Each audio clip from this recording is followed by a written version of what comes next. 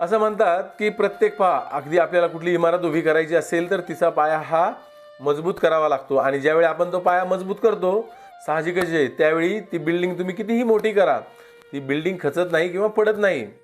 आपल्या मुलाच्या आयुष्याचं हे अगदी तसंच आहे. थोडक्यात आपण काय करत असतो की त्याचा आयुष्याचा पाया मजबूत बनवत असताना आपण काय करतो की त्याच्या शिक्षणावर खूप सारा जोर देतो, खूप सारा त्याच्यावर खर्च करतो, त्याला अगदी खूप चांगल्या चांगल्या प्रकारचं शिक्षण देतो.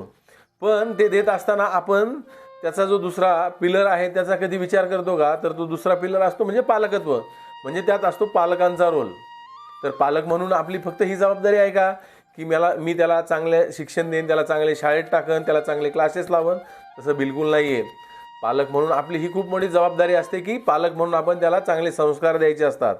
परत पालक म्हणून आपण आपल्या मुलांच्या गुणांची पारख करायची असते, त्यात कुठले चांगले गुण आहेत, कुठले खराब गुण आहेत हे शोधायचे.